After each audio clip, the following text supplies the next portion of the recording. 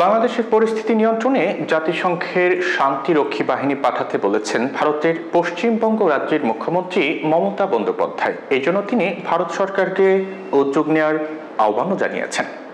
পাশাপাশি তিনি বাংলাদেশে ধর্মীয় সংখ্যালঘুদের নিরাপত্তা নিশ্চিত করতে প্রধানমন্ত্রী নরেন্দ্র মোদীর ব্যক্তিগত হস্তক্ষেপ কামনা করেছেন।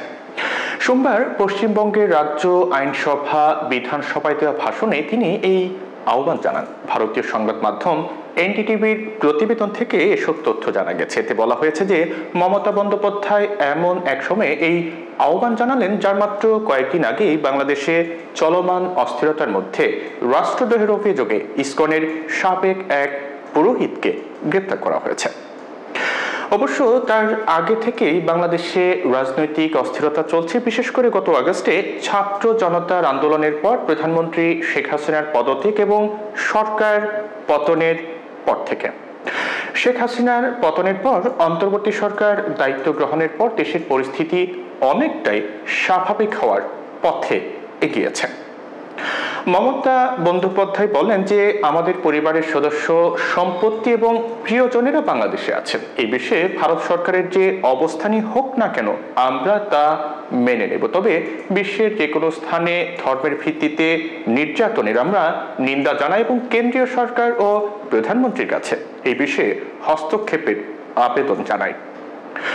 পশ্চিমবঙ্গ বিধানসভায় বক্তব্য রাখতে গিয়ে রাজ্যের মুখ্যমন্ত্রী জানান যে কলকাতার ইসকন ইউনিটের প্রধানের সঙ্গে তিনি কথা বলেছেন এবং সহানুভূতি এবং সমর্থন জানিয়েছেন। মমতা আরও বলেন, যদি বাংলাদেশে ভারতীয়দের উপর আক্রমণ হয় আমরা তা সহ্য করব না। আমরা সেখান থেকে আমাদের মানুষদের ফিরিয়ে আনতে পারি, বলছিলেন মমতা বন্দ্যোপাধ্যায়।